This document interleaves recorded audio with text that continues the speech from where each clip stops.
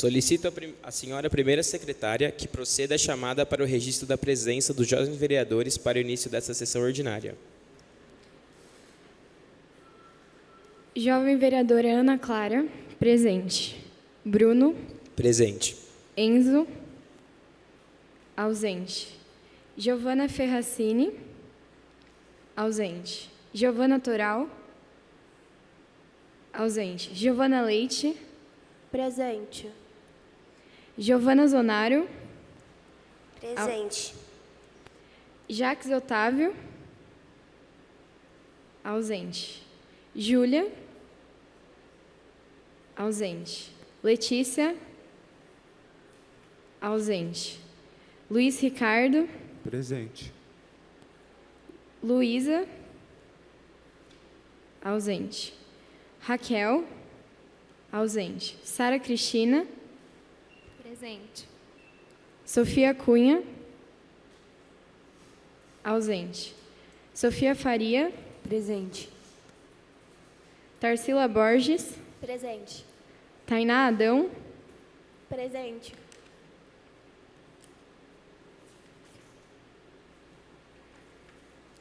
Com 9 jovens vereadores presentes e 10 ausentes, sobre a proteção de Deus, declaro aberta essa seguinte sessão ordinária. Pequeno expediente. Solicito a primeira secretária que proceda à leitura da matéria do pequeno expediente. matéria apresentada na 4ª sessão ordinária de 17 de outubro de 2024. Projeto de Lei número 21/2024, Tainá. Prevê fiscalização do Parque Trabalhador Currupira.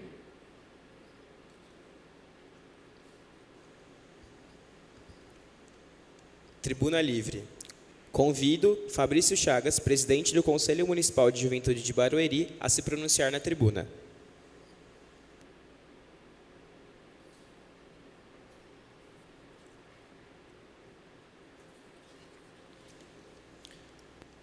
Boa tarde a todos. Me chamo Fabrício das Chagas, sou presidente do Conselho Municipal de Barueri, da Juventude, e quero agradecer ao presidente Lucas, por ter recebido...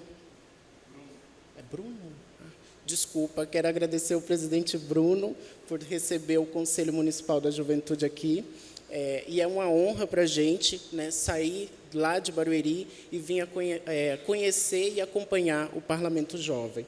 Hoje, no nosso município, não tem um parlamento jovem, não tem uma Câmara Mirim, mas hoje, os conselheiros, junto que vieram aqui comigo, vamos ter ideias, vamos ter projetos para a nossa Câmara Municipal, para se criar também um parlamento jovem. Agradeço a cada um de vocês, vereadores jovens, agradeço a plateia que está aqui e muito obrigado ao Lucas por ter dado todo o suporte para a gente estar aqui no dia de hoje. Muito obrigado. Eu agradeço, conselheiro, me coloco à disposição essa presidência, essa casa, para ajudar a cidade a criar seu parlamento, visto a devida importância que tem. Na última sessão citei a importância que os conselhos da juventude têm, tanto no nosso estado de São Paulo, tanto nos nossos grandes municípios. Então, parabéns pela iniciativa. Os trabalhos estão suspensos para a realização de uma palestra pública visando a capacitação dos candidatos para a 6ª legislatura do Parlamento Jovem. Os trabalhos estão suspensos.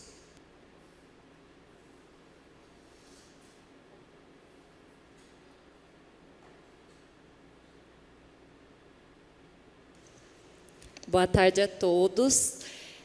Agradeço a oportunidade de estar aqui mais uma vez. Os rostinhos são familiares. Agradeço também ao Lucas pela oportunidade.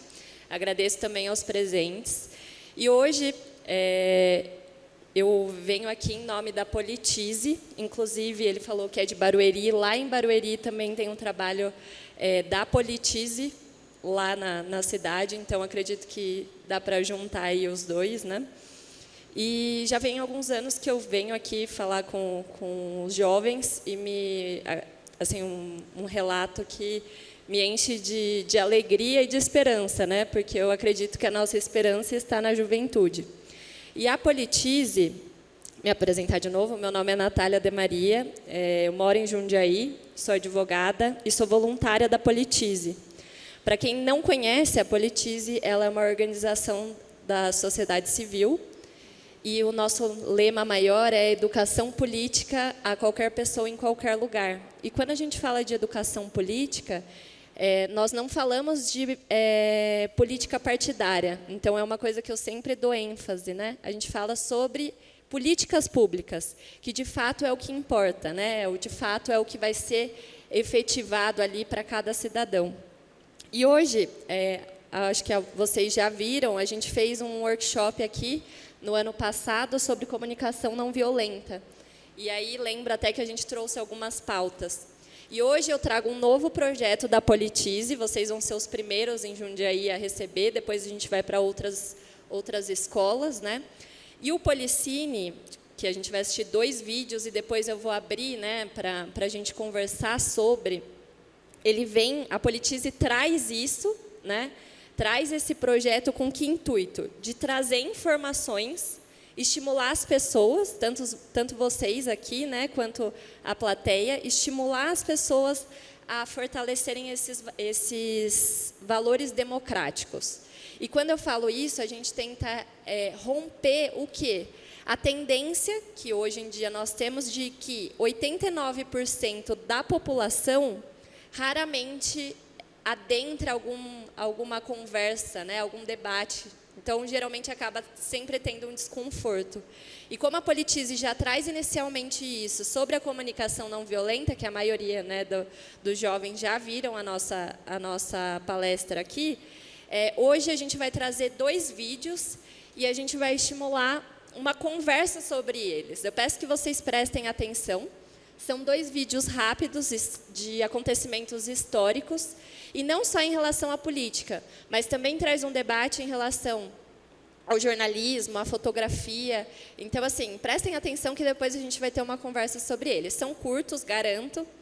E, Lucas, se puder colocar o primeiro, por gentileza, agradeço. No final dos anos 70, a ditadura militar tinha um problema. Depois de 15 anos de regime, o país começava a entrar em crise. A inflação estava disparada, o endividamento externo em níveis inéditos e a insatisfação popular era crescente. A geração que cresceu na ditadura agora queria democracia. Os militares sabiam que precisavam mudar a forma com que eram vistos pela sociedade se quisessem continuar no poder. Em 1978, Geisel aponta João Batista Figueiredo como seu sucessor na presidência, com planos de torná-lo uma figura popular. O João do Povo seria um sopro de renovação no regime que já cheirava a mofo. De perfil conciliador, o general tinha um estilo bem diferente. Usava roupa simples e raramente vestia o uniforme militar. Era fotografado ao ar livre fazendo exercícios físicos, era corintiano e fã de futebol e foi o primeiro militar fotografado sorrindo no retrato oficial da presidência da República. Tudo parecia correr bem, mas em 1979 uma foto mudaria tudo.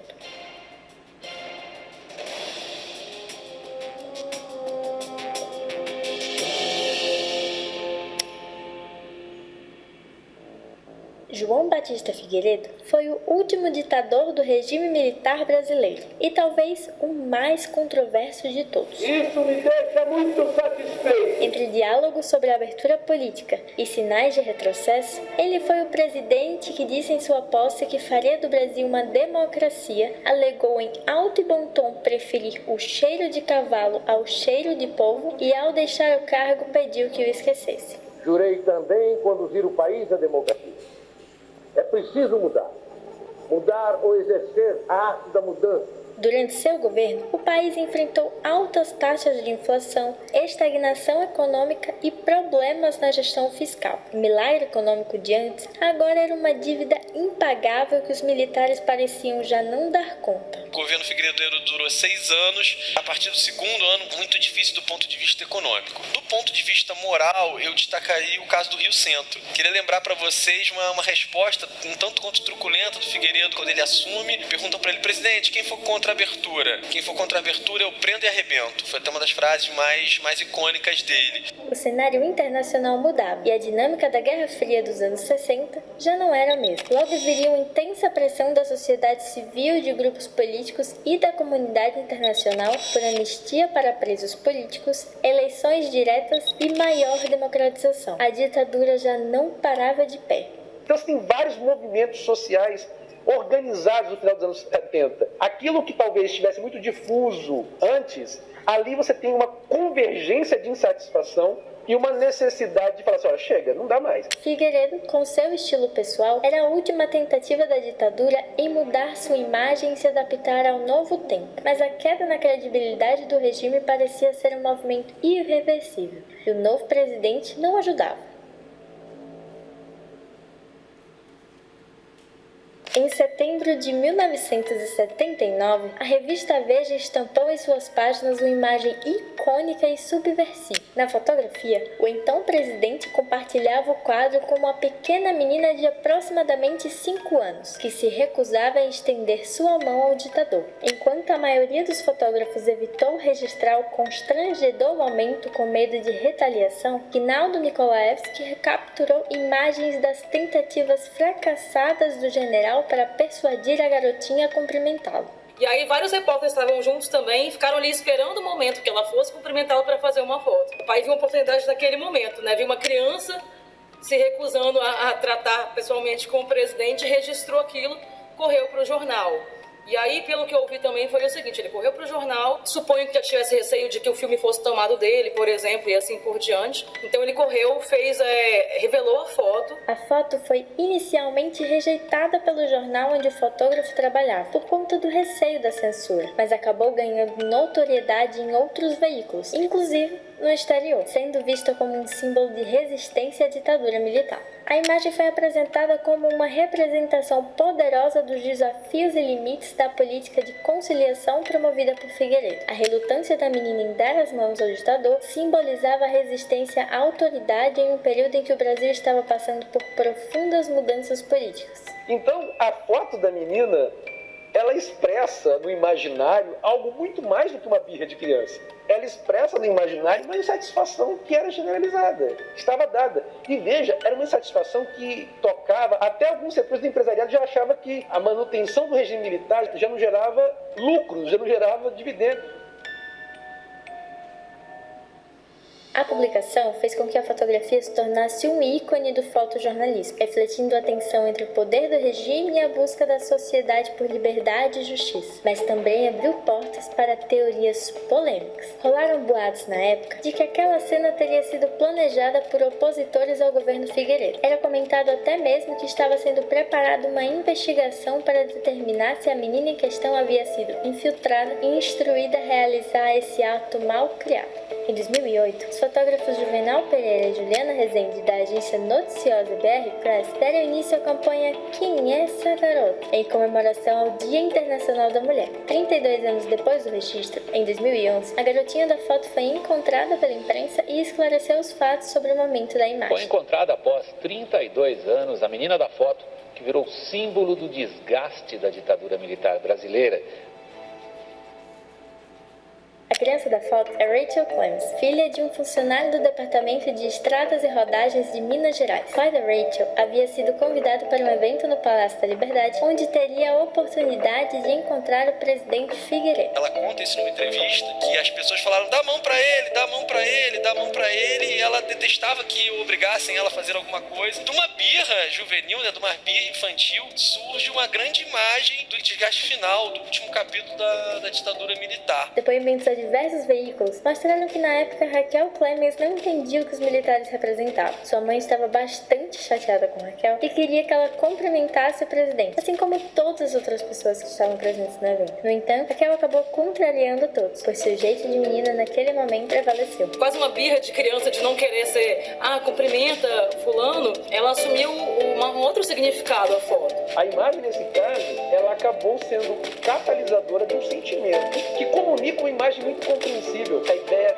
essa recusa de dar as mãos para esse regime, é muito curioso que a explicação histórica da foto é singela, mas a maneira como ela passa por imaginário é porque ela acessa outras camadas de conteúdo de significação do que propriamente a birra infantil. Apesar de a verdade por trás do momento icônico no governo de Figueiredo estar longe de ser um ato de militância consciente, o contexto político e social turbulento da época lançou luz sobre a sua importância. O Brasil vivia um período de crise, com manifestações cada vez mais frequentes exigindo a abertura política e uma insatisfação generalizada com o regime militar. Nesse cenário, a imagem da menina relutante em cumprimentar o presidente tornou-se um poderoso símbolo de resistência. A imagem ajudou a desmontar a narrativa de popularidade construída pelos militares e revelava uma versão da história que a ditadura não conseguia mais esconder. Se imaginar que é uma recusa de uma menina em relação à palavra de autoridade de pessoas mais velhas,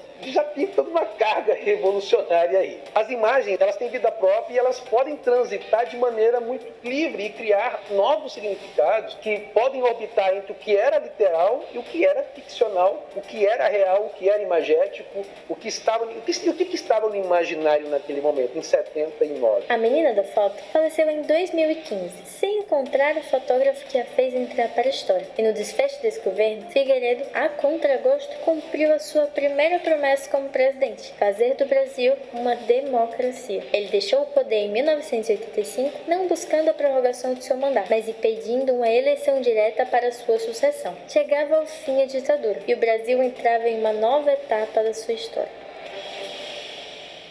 Semana que vem, no último episódio da série Sobreposição, a Politize avança para o período de redemocratização que conta a história da fotografia. Bom, esse é o primeiro vídeo. É um vídeo de uma série da própria Politize, né? A Politize confeccionou essa série, são 6 episódios. E essa série, até para a gente depois continuar com as perguntas, né? Ela chama Sobreposição, como vocês viram no início.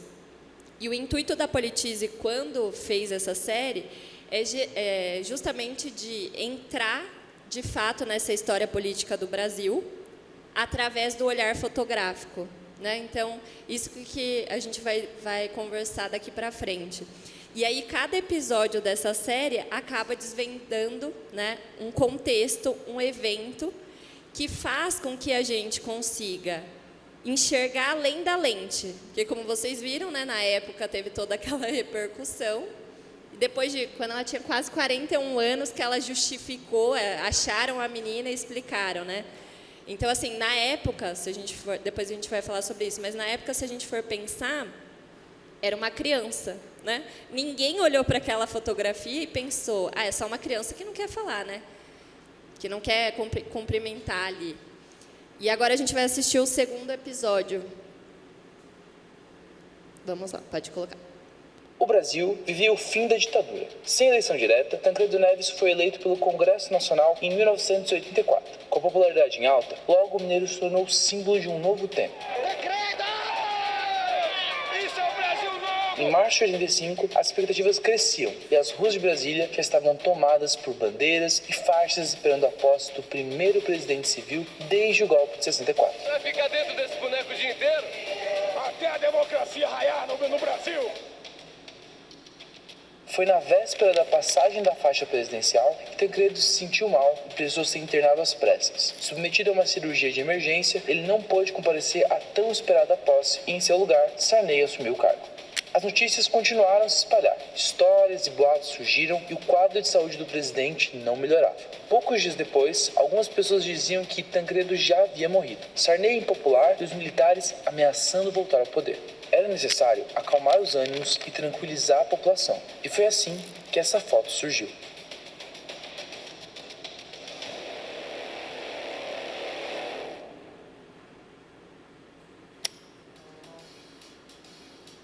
Tancredo Neves foi uma figura presente em diversos momentos marcantes da história política do país. Durante o período democrático da era Vargas, se elegeu deputado pelo Partido Progressista Mas, com a chegada do Estado Novo, foi cassado e preso. Tempos depois, ele se tornou ministro da Justiça de Getúlio Vargas em seu segundo governo de 1951, chamado para conter a crise política que levou o presidente à morte. Em 1961, ele desempenhou um papel-chave na resolução da crise em torno da posse de João Goulart, tornando-se primeiro-ministro durante o breve período parlamentarista. Com o golpe de 64, Tancredo se manteve fiel a Jango e foi o único de seu partido a não votar em Castelo Branco, o primeiro presidente da ditadura. Ele se filiou ao MDB e aderiu a uma oposição moderada ao regime, elegendo-se deputado, senador e, finalmente, governador de Minas em 1982. Logo, Tancredo se tornou uma liderança importante das diretas já e o nome que encabeçaria as eleições presidenciais de 1984, da qual sairia vencedor.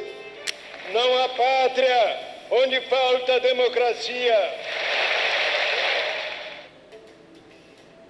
Na véspera da posse, marcada para 15 de março, um acontecimento dramático se desenrolou quando Tancredo Neves passou mal após uma missa na Catedral de Brasília. Ele foi imediatamente levado para o Hospital de Base de Brasília, onde uma equipe médica renomada estava de prontidão para avaliar o seu estado de saúde. O presidente eleito Tancredo Neves foi internado com urgência agora à noite no Hospital Geral de Base, em Brasília. Muito se especulou sobre o que havia levado o presidente ao hospital. Houve até quem falasse em atentado. Mas a primeira informação confirmada afirmava ser uma apendicite. Mas depois foi anunciado que Tancredo estava sofrendo de um divertículo de Meckel infectado, o que exigia intervenção cirúrgica. Acontece que a doença de Tancredo não era nova. Já há alguns meses, o mineiro vinha sentindo dores na barriga e mal-estar. Tudo havia começado semanas após a eleição. Tancredo temia que seu estado de saúde pudesse ser utilizado pelos militares para alongar o mandato de Figueiredo e desestabilizar a redemocratização. Por isso, a informação deveria ser mantida em sigilo até a data de sua posse. O presidente eleito se automedicava com analgésicos e antibióticos e se negava a ser operado antes da posse, mesmo com exames recentes apontando para uma grave infecção.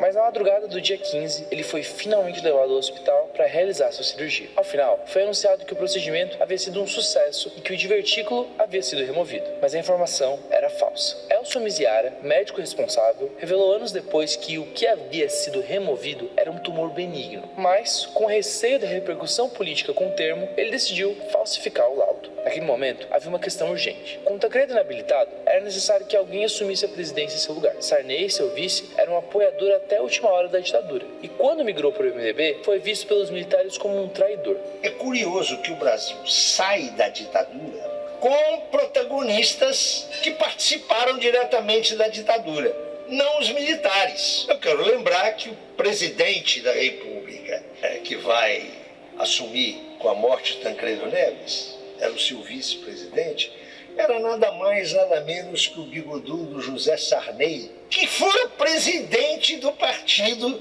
da ditadura, que era a Arena. A posse de Sarney, embora não fosse apoiada por membros do MDB e da oposição, foi garantida pelo ministro do Exército e pelo presidente da Câmara, Ulisses Guimarães. Assim, no dia 15, o vice tomou posse numa curta cerimônia de 20 minutos e sem discursos. Nos dias seguintes, a equipe médica dizia que Tancredo melhorava, quando na verdade o presidente eleito ficava cada vez pior. No dia 20 de março, ele seria submetido então a uma nova e longa cirurgia, aumentando a apreensão em todo o país. Os jornais no dia seguinte noticiavam que Tancredo piorava. A Folha de São Paulo dizia que o dia havia sido marcado por tensão, boatos e desinformação, e já falava na possibilidade de Sarney permanecer na presidência. Os boatos tomavam grandes proporções e davam conta que o presidente já havia morrido. Você vai ter um ambiente de muitas incertezas em relação ao que de fato estava acontecendo com o Tancredo Neves. E aí você começa a ter também algumas especulações que vão aparecer. Pessoas que vão dizer, na verdade ele foi envenenado, na verdade ele tomou um tiro. Então essas especulações elas vão circular também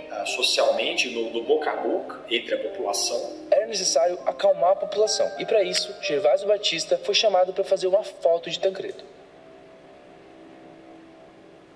O clique estamparia os jornais no dia seguinte e dispersaria parte dos boatos. Mas logo, as fotos que estampavam o Tancredo abatido e quase de olho fechado seriam combustível para novas teorias. Tinha quem falasse que havia soros e outros remédios sendo aplicados escondidos naquele momento, que ele estava sofrendo na hora do clique com uma grande hemorragia, ou ainda que ele já estaria morto. O jornal Globo noticiou que a ocasião em que o presidente Tancredo Neves foi fotografado junto aos médicos e sua esposa, Risoleta, foi descrita como uma encenação. A revista Veja apresentou uma versão ainda mais completa. De acordo com a revista, a enfermeira que havia auxiliado Tancredo a se deslocar do leito até a sala teria supostamente permanecido aparecido escondida, agachada atrás do sofá, segurando os frascos de soro. Uma coluna da Folha de São Paulo reagiria de forma dura ao retrato, falando que Tancredo aparecia inchado pelos medicamentos e que claramente não estava bem de saúde, afirmando ainda que o país estava farto da poção de mentiras que estava sendo servida nos últimos 12 dias. Mas qual é a verdade por trás dessa foto? O momento crucial em que Tancredo Neves foi fotografado fora da cama no Hospital de Base de Brasília foi dirigido pelo porta-voz Antônio Brito, que tinha uma visão clara do impacto positivo que essa imagem teria para o país, acreditando que era essencial transmitir um sinal de vida e vitalidade de Tancredo. Naquela manhã, o presidente eleito foi cuidadosamente vestido em um hobby de chambre sobre o pijama e uma elegante echarpe disposta ao redor de seu pescoço. Uma sala especial, preparada com antecedência para essa ocasião, testemunharia um momento que entraria para a história. 3 sofás foram dispostos em um formato de U, criando um espaço íntimo onde amigos, familiares e colaboradores de Tancredo poderiam se reunir. De acordo com os relatos, ele foi posicionado em um sofá, enquanto a enfermeira responsável deixou os frascos de soro no chão, atrás do móvel. O fotógrafo Gervásio revelou em uma entrevista de 2008 alguns detalhes interessantes sobre essa sessão de fotos.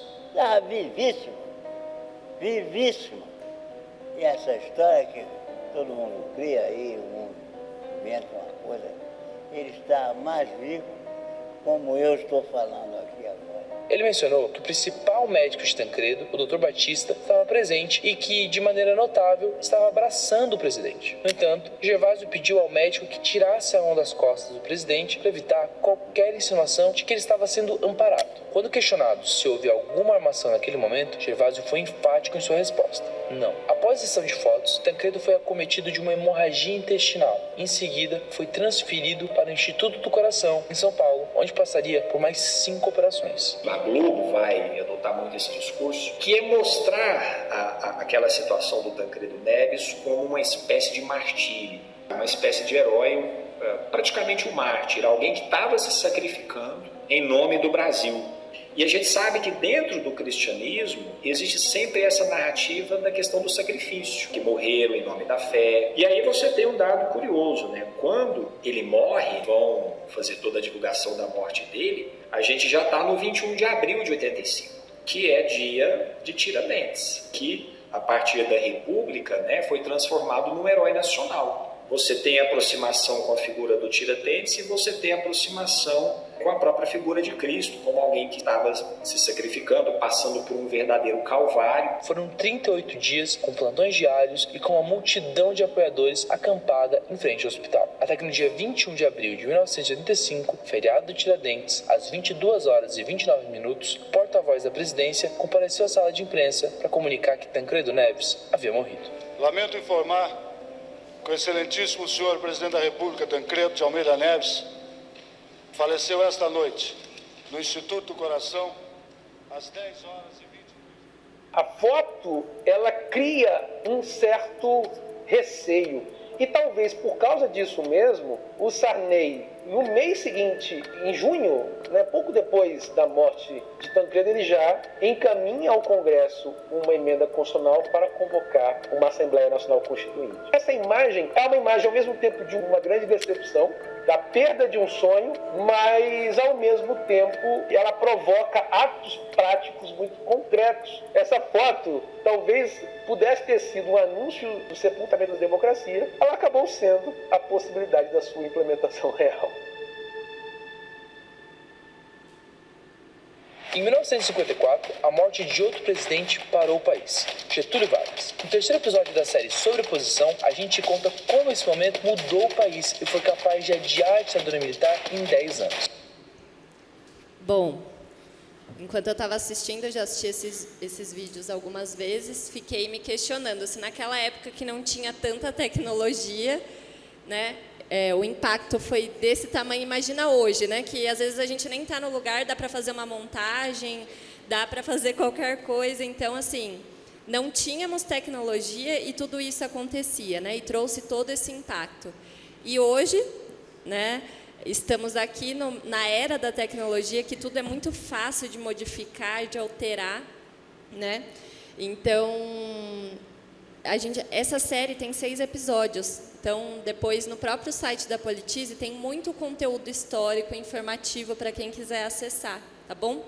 Só antes da gente começar as perguntas, eu estou passando uma lista de presença da Politize, né, para vocês. Se vocês puderem assinar, por favor, agradeço. E aí eu vou trazer algumas perguntas, é um bate-papo bem tranquilo. Eu vou fazer 2 perguntas, vocês levantam a mão. Quem gostou mais do primeiro episódio, levanta a mão agora. Quem mais gostou do segundo, já deu para ter uma noção. Mas pode erguer a mão. Quem gostou mais do segundo? Beleza. E assim, vocês conhecem, queria que vocês falassem, podem levantar a mão e falar, se vocês conhecem outra história... Ah, o microfone está vindo. Vocês conhecem outra história ou fotos que poderiam ter virado um episódio de uma série? Alguém conhece, quer comentar?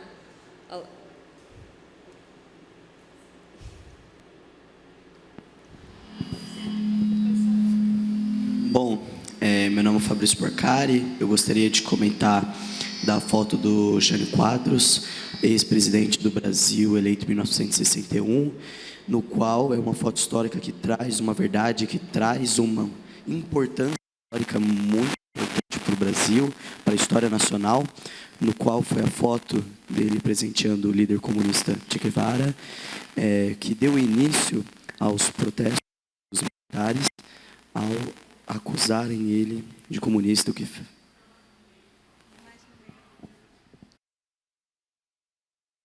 então, essa foto, na verdade, teve uma alta importância justamente porque foi essa foto que exerceu a pressão no governo do Jânio Quadros, em 1961, com que fez que ele renunciasse, entrasse João Goulart e acontecesse todo o episódio militar e totalmente vergonhoso para a história nacional.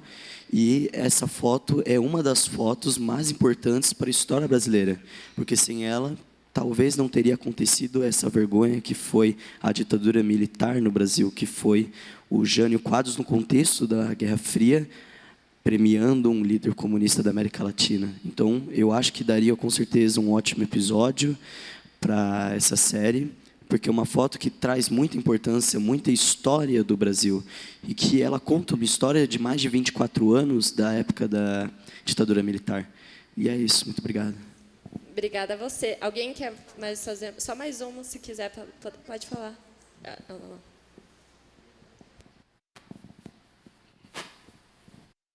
Eu acho muito interessante, talvez, usasse a foto da direta já que foi uma das maiores coisas da ditadura militar que revolucionou outras pessoas a entrarem nesse conceito e entenderem a importância, ainda mais dos estudantes da época e pessoas que não tinham tanto acesso à política ou que poderiam movimentar.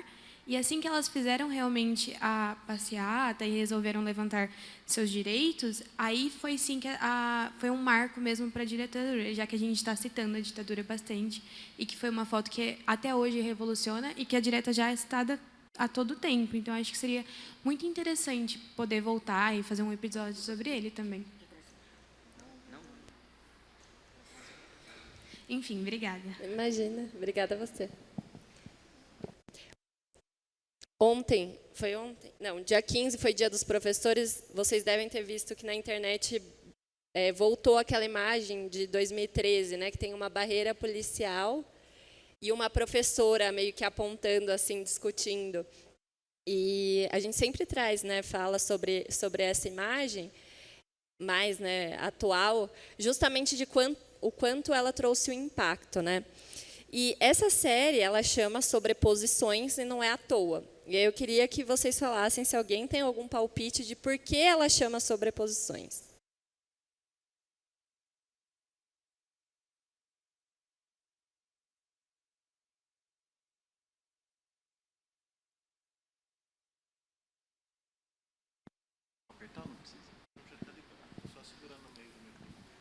Bom, a minha esposa, ela é professora há 35 anos e assim, até essa foto que você está comentando, eu vou fazer um paralelo com a foto da menina lá depois, tá? Então, naquele momento, a professora, ela está encabeçando, ela está tomando a frente contra os militares. Então, naquele contexto, eu acho válido e é assim, é o que ela estava defendendo. Aí você fez uma pergunta, quem gostou mais do primeiro vídeo do que do segundo? O primeiro vídeo que você passou, infelizmente, eu acho que tem um viés um pouco de esquerda em relação à direita. Não concordo com a ditadura que aconteceu, mas na situação que aconteceu na época, você não pode esquecer do seguinte: o Brasil estava devendo um valor absurdo, que era lá do nosso JK, que havia puxado para ele a responsabilidade de fazer Brasília. Se não fizesse Brasília, ele tinha que construir Brasília, ele tinha algo que mandava ele construir num certo tempo. Só que ele fez uma dívida absurda, impagável. Só que quando chegou o início do militarismo, foi muito bom.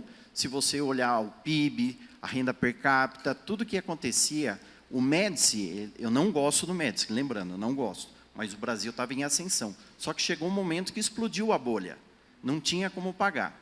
Então vamos lá, aí a gente tem a segunda foto, o segundo vídeo, onde fala da menina, que assim, infelizmente, eu acho que a menina estava lá, né, teimosamente, não quis dar a mão, como já teve uma situação que do Silvio Santos, que uma menina não quis dar a mão para o Silvio Santos, só que também quem são as cabeças pensantes não pode pegar isso daí e dar um viés de direita ou de esquerda. Infelizmente, eu acho que aquele primeiro vídeo ficou a desejar, diferente do que você está comentando agora, da professora que estava tomando a frente, tomando as dores, sozinha, diante de um pelotão, entendeu? Então, é assim, a história, para você saber o que você quer para o futuro, você tem que olhar muito para o passado. Só que está muito difícil, as pessoas não conseguem. Eu estava até comentando aqui, antes a gente tinha educação moral e cívica, educação para o trabalho, estudos sociais. Hoje, nós não temos absolutamente nada que nos faça tomar uma frente não partidária, mas política, como você falou no início. Isso não estamos falando de política, de partidos, mas de política. Hoje, infelizmente, a gente fica à mercê de políticos profissionais que puxam para o colo. Então, a gente tem que saber, tem que participar para saber o que é certo, o que é o errado. Então, talvez seja legal verificar aí os seus outros vídeos, entendeu? O primeiro eu não gostei, o segundo foi fantástico, entendeu? Então eu pretendo... Sim. Como é o nome do senhor? Márcio Roberto Faria. Márcio, prazer conhecê-lo, agradeço a sua participação. Como eu disse, a Politize, a gente fala que não é nem a partidária, porque a partidária você não está nenhum do lado. Exatamente. Nós somos suprapartidários, nós estamos por todo o país. E nós temos pessoas que acreditam na direita, na esquerda e no centro. Então, o nosso intuito não é esse. Agradeço a sua consideração, que vem também de uma percepção, vem de uma bagagem, né, e tudo mais. E aí, um ponto que eu queria trazer de importância, né, em relação aos vídeos em si e à série, seria justamente isso, que a gente trouxe a imagem e cada um aqui vai sair com uma percepção. Por conta da sua bagagem. Eles que são tão novos, talvez não tenham essa bagagem que nós, que já estudamos e até mesmo vivenciamos, temos daquele período. O que a gente vem trazer em relação a essa imagem, né, a esse vídeo em si, ele vem para trazer qual aprendizado, né, que daí seria até a minha próxima pergunta. Como que a fotografia ela pode influenciar na percepção política? E por que eu falo como ela pode influenciar? Porque eu vendo a fotografia, acredito que muitos aqui viram aquela fotografia pela primeira vez. Cada um já vem com uma bagagem diferente. Então, cada um vai ter. Se eu já tivesse, né, para eles, falado assim, gente, esse aqui é o contexto que aconteceu lá em tal ano, de uma criança birrenta que não queria obedecer o pai. Talvez eles falassem, né? Tudo bem. E aí, quando eu estava vindo para cá no Uber, eu até estava comentando sobre isso, né? Que o senhor falou sobre o passado, sobre o presente. E hoje, infelizmente, né? Claro, a internet tem os prós e contras, né? E hoje é tudo muito rápido. A gente lê uma coisa e já coloca aquilo como verdade, a gente não vai atrás. Então, por exemplo, a gente não tem esse conteúdo. Como eu disse, se eu tivesse chego aqui e falado assim, gente, essa imagem aqui aconteceu em tal ano, era uma criança birrenta que não queria obedecer aos pais. Muitos poderiam sair daqui como aquela imagem, como se fosse verdade. Então, o nosso intuito hoje, né, nesses vídeos, seria em que sentido? De falar como a fotografia ela pode influenciar, sim, numa percepção política. Então, acho que vocês já devem ter percebido isso com esses dois exemplos, né? E aí, o que eu queria perguntar agora, e aí também já abro se você quiser falar, em relação a em que medida as imagens têm o poder de moldar as opiniões e provocar mudanças sociais. Até mesmo com essa sua consideração sobre, olha, esse primeiro vídeo, para mim, pareceu que era mais para um outro viés. Foi a sua percepção política de acordo com a fotografia, com o que foi falado. Mas pode ser que outras pessoas não tenham tido essa visão. E aí, considerando isso, vem, né, com essa carga, com essa bagagem que cada um aqui traz. Como eu disse, se eu chegasse para ela e falasse, olha, deixa eu te mostrar essa foto. É uma criança birrenta que não queria cumprimentar os pais. Ela poderia muito bem falar, nossa, desde aquela época ela poderia falar qualquer outra coisa, sem ter esse viés, de acordo com a bagagem que cada um traz. Então, hoje, esses vídeos eles vieram justamente para falar sobre a influência dessa fotografia, né? E aí, já vou linkar as duas perguntas. Então, a primeira seria, em que medida que as imagens têm o poder de moldar essas opiniões e provocar essas mudanças sociais? E a terceira e última seria, como a fotografia é usada como ferramenta de transformação política? E aí vem um ponto. Será que todas as fotos são políticas? Essa daqui vai ser mais para reflexão de cada um depois. Será que todas as fotos são políticas, inclusive aquelas que nós postamos nas redes sociais e tiramos com o nosso celular? Para vocês pensarem depois sobre isso. Mas, voltando, então, seriam essas duas perguntas. Em que medidas que a imagem tem o poder de mudar as opiniões e provocar essas mudanças? E como a fotografia é usada como ferramenta de transformação política? Aí, se alguém... Eu acho que ela queria falar, e aí ele também, aí a gente já prossegue. Oi, boa noite a todos. É um prazer estar aqui do lado. Eu sou a mãe do Fabrício, não tenho nada a ver com a política, mas eu amo. E duas fotos que me chamaram muita atenção foi os Caras Pintadas, que é a juventude na política, que exatamente é o que está acontecendo. São os jovens na política, que eu acho maravilhoso, eu fico emocionada. Em relação aos vídeos, me remeteu ao passado. Eu era pequena e a gente ficava vendo a TV as notícias sobre o Tancredo. Então, toda tarde, o porta-voz, como que ele chamava? Brito, né? Então, ele anunciava o estado de saúde do Tancredo. Eu era pequenininha e eu ficava lá torcendo com meu pai. Vai falar coisa boa, ele está melhor, não está... E quando veio a notícia que ele faleceu, eu chorei muito, muito, não só pela pessoa dele, mas como que ia mudar o futuro do Brasil. Então, isso me chamou muito a atenção. Quase chorei aqui de emoção, que me remeteu ao passado, né? E a expectativa da mudança do futuro. E como o senhor falou ali na frente, o que eu acho muito interessante também... antigamente, a gente tinha as aulas, né, de educação moral e cívica, não gerava conflito, explicava o que era política no Brasil. Então, eu acho isso muito importante. E parabéns para todos os jovens que estão aqui. Eu fico emocionada de ver todos vocês. Parabéns para os professores e para os pais de vocês também. Tem que ter muito orgulho de vocês aqui, viu? Parabéns, pessoal. Agradeço muito a consideração também. E... eu até comecei e não terminei. Eu estava falando sobre a motorista do Uber que me trouxe, e ela estava falando exatamente isso. Antigamente a gente tinha aula, eu lembro que o meu pai, né, o meu pai sempre falou, a gente tinha aula disso, disso, daquilo. Hoje em dia, as pessoas não têm essas aulas, né, que acrescentariam, como eu disse no início, que é o intuito da Politize, em relação às políticas públicas, né, o que de fato é, o que de fato acontece. Porque sem saber isso, a gente não consegue, né, desenvolver um raciocínio e uma bagagem como nós tentamos desenvolver aos poucos. Boa noite a todos.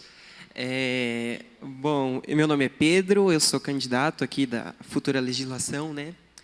E eu gostaria de responder a sua pergunta sobre as fotos, né? E na minha percepção, as fotos elas trazem uma carga muito importante tanto de persuasão quanto de escolha. Nessa época, principalmente quando a gente não tinha uma internet onde você podia acessar com fácil acesso. Não é uma foto, mas eu lembro muito disso da revista que saiu do Pedro Collor, quando ele falou do Fernando Collor e isso acarretou nas coisas que aconteceram. Ou seja, uma foto ela pode sim representar muitas coisas, dentre poder de persuasão e outras coisas assim. Respondendo outra questão também, eu acredito que nem todas as fotos sejam políticas, mas todas as fotos abrangem o público, independente de serem políticas, serem do dia a dia, ou paisagens, etc. Obrigado, gente. Olá a todos, meu nome é Hector, também sou candidato e gostaria de dizer que, sobre a questão do boom econômico na época da ditadura, a gente pode dizer, no caso eu acredito, posso estar enganado, se eu estiver enganado, me corrijam por favor, que o Brasil, pelo que eu percebi, especialmente na época da ditadura, ele vive e sobrevive de milagres econômicos e quedas, porque durante os milagres econômicos a administração não foi certa. Por exemplo, na época da ditadura, eles não administraram direito a questão do milagre econômico. Estava entrando dinheiro no caixa, só que tentaram fazer um bando de obra, tentaram fazer um bando de coisa, aí acabou, né? Acabou o milagre econômico, não deu para sustentar um bando de coisa, né? Por exemplo, a usina elétrica de Itaipu gera bastante lucro, só que é uma despesa muito grande. Então, teve o preço inicial que se pagou, mas depois de uns anos que acabou o milagre econômico, não estava mais se pagando também, né? Então, é basicamente isso. Também eu posso usar o exemplo internacional da crise de 29, da queda da Bolsa de Valores. Não se aproveitou, não se administrou. A Bolsa de Valores estava subindo, foi que nem uma montanha-russa, caiu com tudo. Bom, agradeço as duas considerações. Hector e Pedro, é isso? Muito obrigada. Eu acho que, Lucas, a gente poderia escutar ela. Isso, elas duas, e aí a gente já prossegue.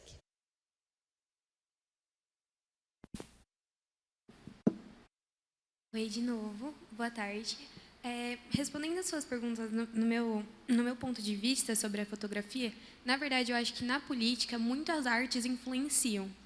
Tanto que a gente pode levar em consideração Vargas mesmo, que tinha uma ótima imagem política, que mexeu muito com o modo onde ele foi votado e como ele era interpretado. A gente viu a foto do primeiro episódio, onde uma criança recusava dar a mão, e Vargas tinha essa visão onde ele era amado pelas crianças, amado pelo povo e etc. Porém, a gente tem que saber ter o conhecimento de todas as áreas de uma política para poder interpretar e escolher o seu lado, falando sobre o que o senhor quis opinar. Porque a política é isso, poder opinar sobre tudo. Como você mesmo disse, poderia ser só uma criança birrenta, na visão de muitos. Só que como era uma raiva que estava sendo degenerada há muito tempo e segurada, já que a ditadura militar não deixava o povo falar, quando uma criança, que geralmente é a representatividade de inocência e tudo mais, foi apresentada desse jeito, recusando dar a mão para alguém de um suporte muito alto, o povo falou, ok, então a gente tem uma interpretação sobre isso. A arte, ela faz isso, ela mexe com essa interpretação das pessoas, mas poderia ser interpretado de outros modos também. Então, acho importante saber ver todos os modos e ver como ela pode impactar nos povos. Até hoje em dia mesmo, muitos influencers ou fotos, ou a imagem que um político e a política pode trazer para tudo isso, entendeu? Muito obrigada. Antes de passar para ela, que vai falar por último, eu só vou fazer uma consideração. Quem estava aqui no workshop da comunicação não violenta? Alguns rostos são familiares. A Politize, a gente faz esse workshop sobre comunicação não violenta. E esse workshop é justamente ligado para isso que ela falou sobre a arte, né, que é muito interessante, e sobre o que a gente falou aqui sobre a direção do lado, né? E no workshop eu sempre trago uma fotografia de um churrasco. E aí eu falo, gente, o que vocês sentiram com essa foto?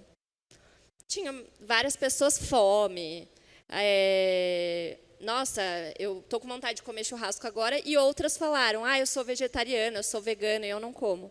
E aí parece besta a gente falar sobre a imagem de uma fotografia de churrasco, mas é justamente ligado a isso que ela acabou de trazer para a gente, sobre a questão da arte e da fotografia.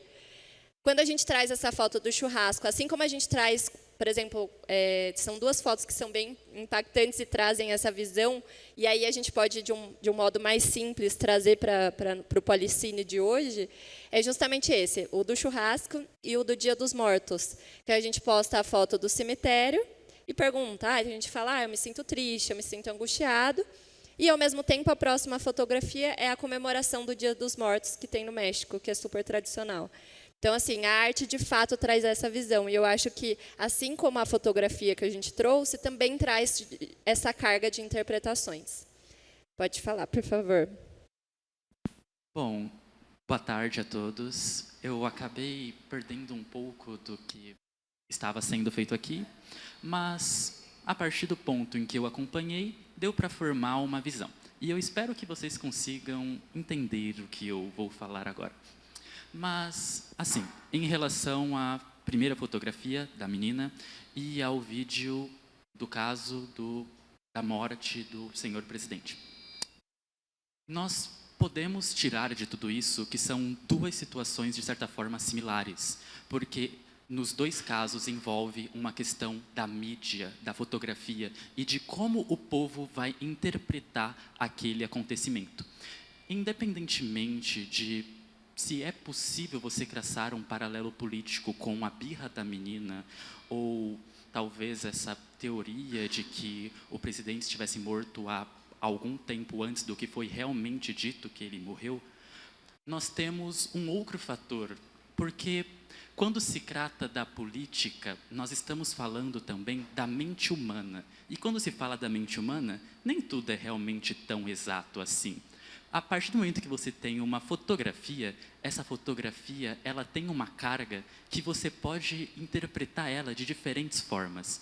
Isso tudo, todas essas possibilidades de interpretação vão variar tanto do indivíduo quanto do contexto histórico. Então, quando nós pegamos de exemplo a foto da menina fazendo a birra, pode realmente ter sido apenas uma birra, mas para aquela sociedade cansada, que já estava farta de todo aquele período de violência e ditadura, aquilo é um símbolo de revolução, um símbolo de rebelião. É um lembrete de que mesmo nas situações mais pequenas, você ainda pode achar uma forma de se rebelar, de mostrar o seu descontentamento. E enquanto nós, seres vivos, estivermos vivos, nós vamos querer mostrar o que nós estamos sentindo, o que nós estamos pensando, nós vamos querer nos expressar. E isso esbarra bastante naquela ideia da arte, né? A expressão. Uma fotografia pode ter inúmeras cargas, mas, no fim das contas, a carga que você vai tomar para si é aquela que você mais se identifica. E, para isso, podem ter inúmeros fatores que a gente pode nem algum dia ser capaz de mensurar. Obrigado. Muito obrigada, gente, por todas as considerações. Eu falo que toda vez que eu venho aqui, eu sempre aprendo mais com vocês, né? Agradeço... Oi? Pode falar, claro. Desculpa, se quiser continuar os agradecimentos, aí eu coloco no final, entendeu? Pode falar agora, não tem problema. Então tá. Não, basicamente é o seguinte, é que você está tocando num assunto que eu sou deveras apaixonado, que é a foto, tá? Inclusive, hoje eu fiz um post sobre Jundiaí, algumas situações, tá? Então, eu sou extremamente apaixonado por fotos. Eu só queria colocar que, dia 31 de dezembro de 1998, eu estava em Cuba com a minha esposa, a gente estava fazendo mergulho, só que a gente relatou à cidade de Cuba a miséria que vivia Cuba. Só que Fidel Castro, na praça de... eu esqueci o nome da praça agora, e ele falava das 1000 maravilhas que eram Cuba. Só que, tanto que era um célebre... ele demorou quase 10 horas para falar para o povo dele. E nós estávamos lá vendo toda a miséria, ou seja, a foto, ela imortalizava o momento. Então, aquele momento a gente tem registrado, tanto que de repente poderia ser algo que pudesse servir para vocês, ou seja, pelo que o político falava, a realidade era exatamente outra, entendeu? Então, a foto, ela imortaliza, ela vale por mais... Ela vale mais por 1000 palavras do que efetivamente aquele instante, entendeu? Então, era basicamente Não, isso. agradeço. Desculpa, não imagina, agradeço a colaboração. E é justamente disso. Quando a gente fala de fotografia, por isso que eu falei para a gente refletir depois sobre a vida, é o olhar, né? Porque, de fato, a gente está vendo ali, a gente não sabe o que aconteceu ali atrás, como essa foto que foi feita pelo senhor, né? Então, assim, por trás da fotografia tem o olhar do fotógrafo e tem o momento de fato, né, que ele está vivendo. Tá bom. Daí, só vocês dois e a gente encerra, tá bom? Poderia ficar aqui muito tempo, mas meu tempo está limitado. Vamos lá. Fazer um breve comentário. Eu acho que cada foto tem o seu contexto, mas eu queria lembrar uma foto que um pouco antes da ditadura aconteceu, que foi a foto do presidente João Goulart, quando ele foi para a China se encontrar com o presidente Mao Tse-tung. Essa foto teve uma grande repercussão no Brasil, por causa que o governo estava vivendo uma era de direita e ele foi se encontrar com um dos maiores comunistas do mundo. Aí eu queria lembrar dessa foto, porque foi uma foto que gerou bastante repercussão no Brasil. Muito obrigada. De fato, foi uma foto muito impactante também. Eu acho que nessa série não tem, mas tem uma das séries da Politize que também mostra esse momento. Depois eu mando para o Lucas também, tá bom? Aí agora o Hector para finalizar. Oi, de novo. Gostaria de dizer que na questão que ele falou lá de Cuba, é que assim, isso a gente percebe na política em geral. Você vai ver um debate, é exatamente isso. Para a oposição, para quem está concorrendo, por exemplo, contra o prefeito, o presidente, contra o governador, qualquer coisa aí que tiver no comando, a cidade vai sempre estar pior do que nunca. Mas para o prefeito vai sempre estar melhor do que nunca. É essa a questão. São percepções diferentes e, no final das contas, é o povo que vê a verdade, né? Muito obrigada, Hector. Bom, vou encerrar por aqui. Vou agradecer mais uma vez o Lucas pela abertura ao Parlamento. Para quem quiser conhecer a Politize, nós estamos no Instagram, Politize Jundiaí. E nós abrimos todo ano formação. Então, a gente estava falando sobre as aulas que tinham antigamente. Todo voluntário na Politize, no Brasil inteiro, né, ele se inscreve na embaixada da sua cidade. Em Jundiaí tem uma embaixada, eu que fundei a embaixada com mais 3 voluntárias, que não puderam estar aqui hoje. Mas, quando a gente faz esse primeiro, chama multiplicadores, né? Formação de multiplicadores. Que eu falo que para a Politize é a palavra que eu mais amo, que eu acho que é isso, a gente multiplicar conhecimento. E aí vocês passam por uma formação, né? Sobre vários eventos políticos, sobre a história, sobre o que são os 3 poderes. O conteúdo é muito abrangente. E aí, a partir disso, você passa por uma formação e você pode ser um voluntário. Então, às vezes a pessoa nem quer entrar na embaixada para ser um voluntário, mas passa por aquela formação para entender, de fato, a história. E aí, aproveitando vocês que são de Barueri, eu acho que na hora que eu falei, vocês não estavam aqui. Em Barueri tem uma Politize também. Então, se vocês quiserem fazer essa ligação com eles, também vai ser bem interessante. E, para finalizar, agradeço mais uma vez a vocês pelo tempo, pela oitiva, né, por me escutarem. Eu vou passar alguns papéis, não tem para todo mundo. Se vocês puderem colocar, se quiser não se identificar, não precisa, o nome, aí qual embaixada que facilitou o projeto, Jundiaí, de 0 a 10, quanto recomendaria, e comentário geral, sugestão, elogio e crítica, só porque a gente sempre traz isso para melhorar das próximas vezes. Inclusive, agradeço a sua contribuição pela consideração em relação ao vídeo. Tá bom? Mas é isso, agradeço e até a próxima.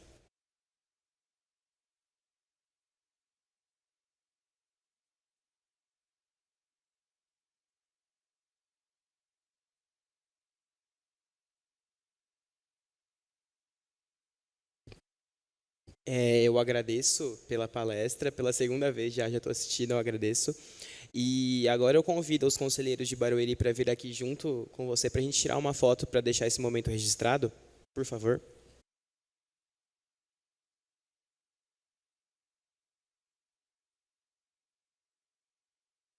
E depois eu convido a todos para participar de uma próxima foto também, para deixar esse momento registrado. E após a foto faremos um breve recesso de 10 minutos para a sessão progredir.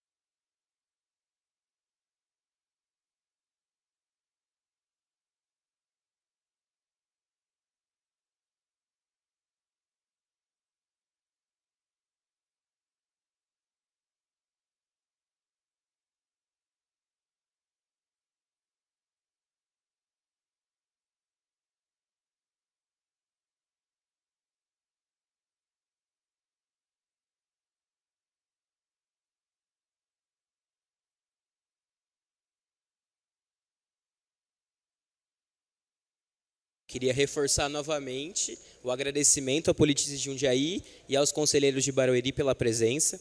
Faremos um recesso de 10 a 15 minutos. Os trabalhos estão reabertos. Passamos para a ordem do dia. Ordem do dia. Primeiro item da ordem do dia, projeto de lei número 10 de 2024, de autoria da jovem vereadora Júlia, que visa tornar mais acessível o dia a dia dos cidadãos com algum tipo de deficiência no município de Jundiaí, melhorando a qualidade de vida desde o transporte ao lazer. Antes de discutir o projeto, precisamos ouvir a Comissão de Justiça e Redação, que tem como presidente a jovem vereadora Tainá.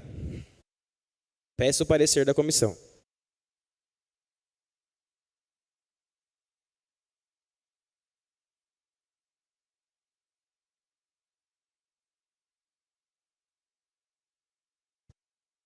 Boa tarde a todos. A Comissão de Redação e Justiça analisou o projeto de lei da jovem vereadora Júlia, que o objetivo é tornar mais acessível o dia a dia dos cidadãos com algum tipo de deficiência no município de Jundiaí, melhorando a qualidade de vida desde o transporte ao lazer. O projeto em evidência configura-se de ilegalidade e é inconstitucional, uma vez que a matéria depende de o dinheiro da prefeitura e isso é do Poder Executivo. Mas a Comissão de Redação e Justiça é a favor do projeto, uma vez que tem como objetivo melhorar a qualidade de vida.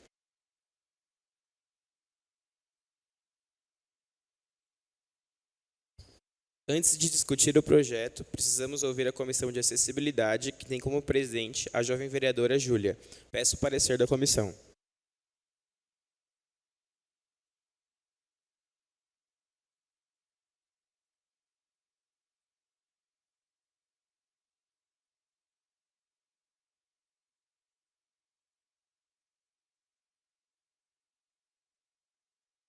O Comitê de Acessibilidade acha o projeto uma ótima forma de expressar apoio total a pessoas que têm deficiência, pois, como tem o principal objetivo promover a inclusão e oferecer melhores condições com pessoas com deficiência dentro do Comitê de Acessibilidade, reconhecemos a importância desse projeto, não apenas por seu caráter inovador, mas também por seu impacto social extremamente positivo.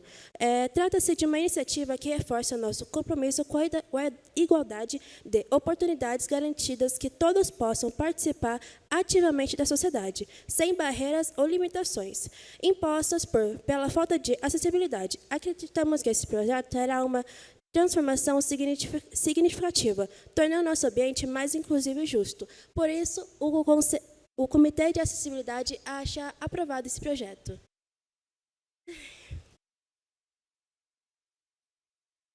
O projeto está em discussão. Alguém deseja se posicionar? Em votação.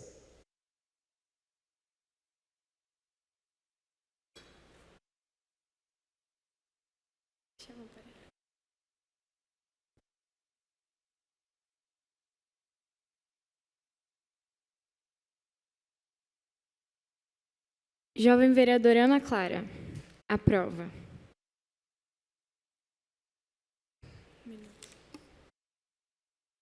Jovem vereador Bruno.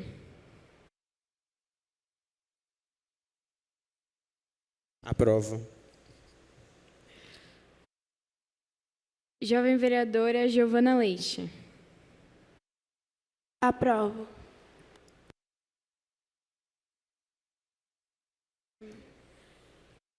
Jovem vereadora Giovana Zonaro. Aprovo. Jovem vereador Luiz Ricardo. Aprovo. Jovem vereadora Sara Cristina. Aprovo. Jovem vereadora Sofia Faria. Aprovo. Jovem vereadora Tarsila Borges. Aprovo. Jovem vereadora Tainá Adão. Aprovo.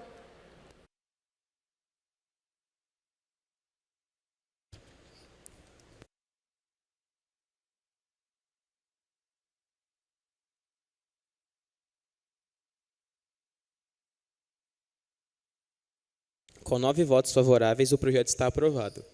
Passamos para o segundo item da pauta. Segundo item da ordem do dia, projeto de lei número 13, de 2024, de autoria da jovem vereadora Luísa, que institui o projeto Reinventando a Fala, o qual tem por objetivo beneficiar a população e também melhorar a qualidade na formação dos alunos nos diversos segmentos dos cursos técnicos e superior de fonoaudiologia. Antes de discutir o projeto, precisamos ouvir a Comissão de Justiça e Redação, que tem como presidente a jovem vereadora Tainá. Peço o parecer da comissão.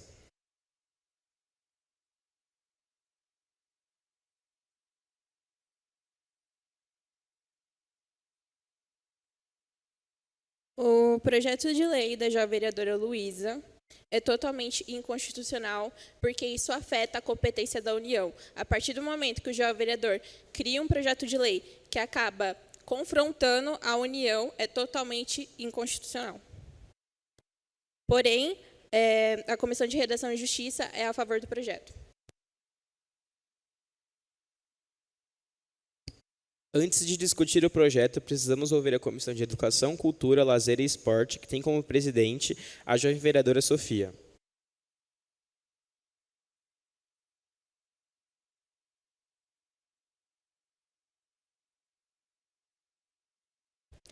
A Comissão de Educação aprova o projeto, apesar de ser inconstitucional.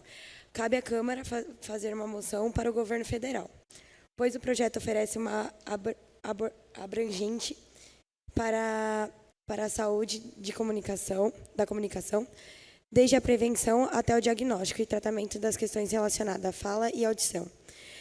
Beneficia diretamente as crianças na fase escolar. A iniciativa promove a conscientização por meio de palestras educativas, triagens e diagnósticos precoces, com um impacto positivo na qualidade de vida dessas crianças. Acreditamos que nessa iniciativa terá um papel crucial na promoção de saúde pública, juntamente com a educação, prevenindo problemas futuros. O projeto está em discussão. Jovem vereadora Ana Clara. Aprova. Jovem vereador Bruno. Aprovo. Jovem vereador Giovana Leite.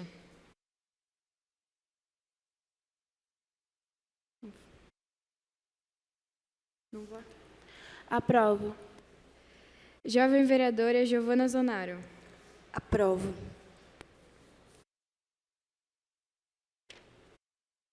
Jovem vereador Luiz Ricardo.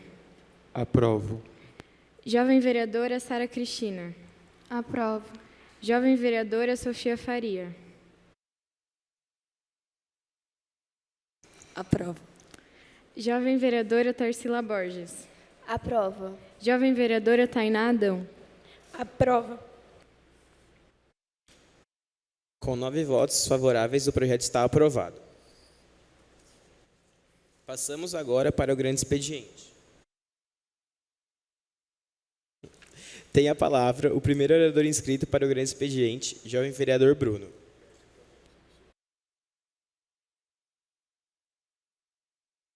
Eu peço para que alguém me substitua na presidência. Alguém se voluntaria?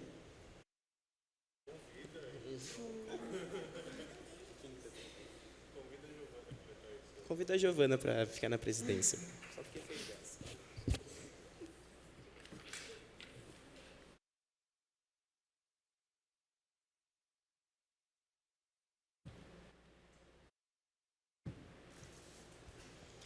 Boa tarde a todos.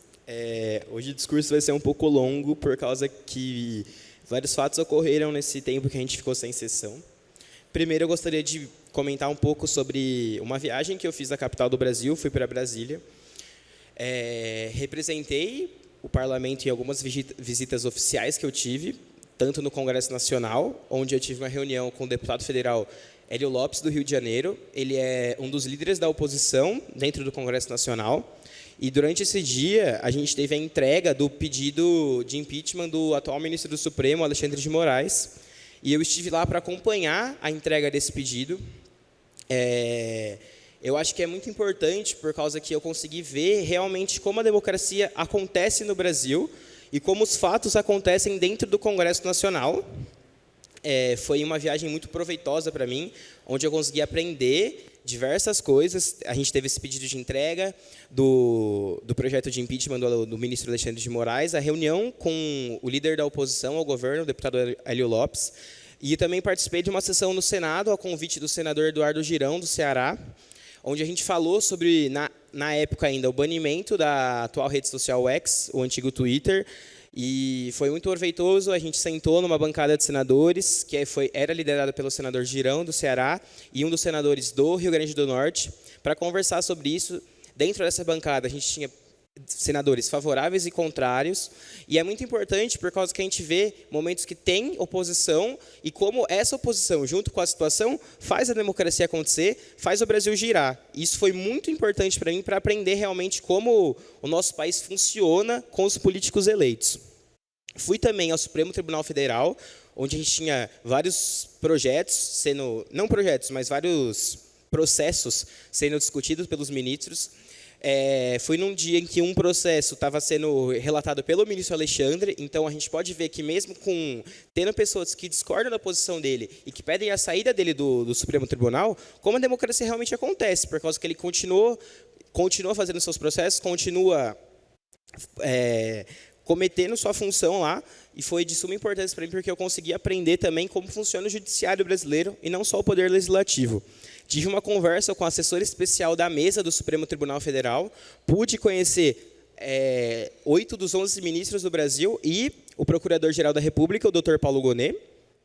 Também visitei, em visita oficial, o Palácio do Itamaraty, que é o nosso Ministério de Relações Exteriores. Na entrada do palácio, encontrei os diplomatas do México e dos Estados Unidos que estão no Brasil. Estavam lá para uma conversa com o ministro Mauro Vieira.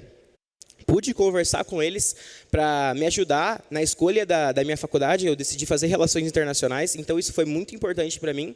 E também foi muito importante porque nessa visita ao Palácio do Itamaraty eu conheci a secretária-geral das Relações Exteriores do Brasil, que é uma diplomata de carreira que, junto com o ministro indicado pelo presidente, segue a nossa relação internacional com os outros países do mundo.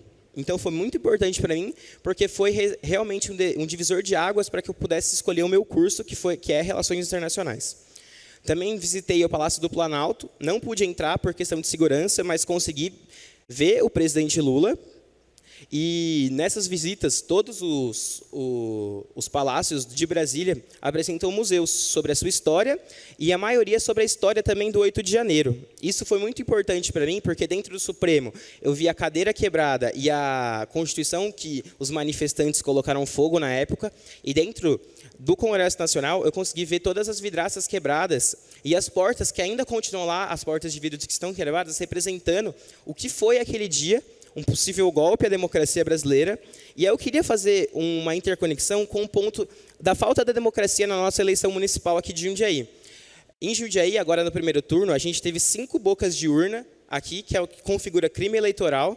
E o que é mais triste para mim, a gente vê muitos candidatos da época debatendo sobre o meio ambiente, mas todos os colégios eleitorais em Jundiaí tinham santinhos na frente do colégio, que também configura crime eleitoral. Então, eu acho que essa falta de democracia reflete desde os nossos órgãos superiores, desde a nossa capital em Brasília, até nas nossas eleições municipais aqui. Mas também há de se comemorar algo que aconteceu na eleição. A gente tem 8 novos vereadores na nossa Câmara. É uma das maiores renovações da história da Câmara de Jundiaí.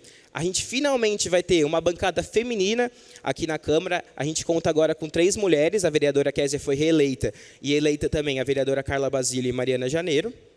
Então, essa é a importância. E aí a gente tem vereadores que pertencem a minorias sociais. Temos 4 negros agora eleitos na Câmara, e a gente tem a primeira vereadora negra eleita na história de Jundiaí. Também é importante citar que a candidata mais votada e a mais votada da história da cidade também é uma mulher. A importância dessa renovação e da representatividade dentro da Câmara Municipal. Então, há sim questões de se comemorar dentro dessa eleição, apesar dos crimes que foram cometidos e continuam sendo cometidos. Agora eu gostaria de comentar sobre alguns fatos que ocorreram nesse tempo que a gente não teve sessão. Eu conversei com uma diretora da escola lá no Tulipas, numa escola municipal. A diretora é mãe de uma amiga minha que estuda comigo. E pasmem, a escola, com um dos maiores orçamentos, não tem dinheiro para comprar detergente. existe falta no orçamento para a compra de detergente dentro da escola. Eles estão tendo que pegar o dinheiro que os pais doam, os pais dos alunos que não são obrigados a doar, mas que fazem isso como caridade, para comprar detergente dentro de uma escola no bairro do Tulipas, aqui em Jundiaí. Foi dia do professor e a gente comentou muito sobre isso aqui na capacitação antes da sessão.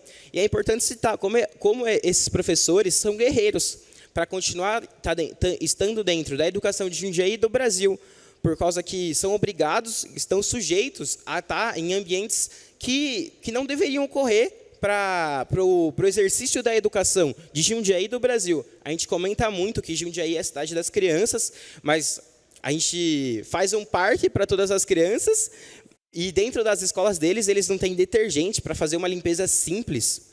Eu acho que a prefeitura precisa estar explicando aí o que aconteceu, a gestora de educação Avasti, o prefeito Luiz Fernando, por causa que está faltando detergente nas escolas. E agora, outro caso que eu gostaria de comentar é da morte da Núbia de Paula, que era uma residente daqui de Jundiaí, mãe de uma amiga minha, que foi morta lá no Medeiros por uma bala perdida de um guarda municipal. Eu gostaria de comentar sobre isso. Pela investigação que foi feita, o guarda estava limpando a arma no apartamento ao lado do dela, e a arma disparou, e esse tiro ultrapassou a parede e a porta da casa dela e chegou a matá-la. É muito triste, eu soube dessa minha amiga que é filha da infelizmente morta Núbia. Ela estava brincando no sofá com o filho recém-nascido dela. Eu acho que o filho, se não me engano, tinha 4 meses e não tinha mais ninguém em casa. E no disparo, esse disparo pegou apenas nela, graças a Deus não chegou a pegar no bebezinho. E ela morreu ali com o filho ao colo. O SAMU conseguiu chegar, mas no momento que chegou, já havia declarado a morte da mulher. Isso aconteceu no dia 12 de setembro, aqui numa quinta-feira, e a GCM disse que iria abrir uma investigação contra o policial e sobre o ocorrido, e nada aconteceu ainda. Foi dito que o policial foi afastado, mas não há nenhuma prova sobre isso, se ele continua em serviço ou não. E o pior que eu gostaria de comentar é que o enterro dela foi no dia 14, no sábado. O fato aconteceu no dia 12, numa quinta-feira. No dia 14, o prefeito Luiz Fernando estava junto com o seu candidato a prefeito, e tem todo o direito de fazer campanha, mas nesse dia, no dia do enterro da Núbia, ele estava fazendo campanha no mesmo momento e não comentou nada sobre o fato ocorrido, não comentou nada sobre a sua guarda ter, mesmo que por acidente, assassinado uma cidadã de Jundiaí. Eu acho que ele rasga a democracia da nossa cidade e rasga todos os bons pontos da sua administração, por causa que uma cidadã morre e ele não tem a coragem de comentar, e no dia do seu enterro ele está fazendo campanha no mesmo bairro em que ela morreu. Ela morava no Medeiros, ele estava fazendo campanha junto com o seu candidato no Vetor Oeste. Eu acho que isso rasga todos os pontos que ele quer comentar nessa eleição e rasga todos os pontos da sua própria gestão. E tanto a prefeitura continua quieta sobre esse fato, e essa casa também continua quieta. Ninguém se posiciona sobre. O presidente da casa, que é o vice nessa candidatura, não se posicionou. Nenhum dos vereadores viu posição sobre neles. Então, eu gostaria de cobrar aqui, porque fica o meu lamento a esse fato, e peço que as investigações sejam abertas para apurar o que realmente aconteceu neste caso. E garanto aqui que apresentaria um projeto para que a cidadã Núbia de Paula seja considerada a cidadã emérita de Jundiaí, e peço que na próxima sessão podemos aprovar tal projeto.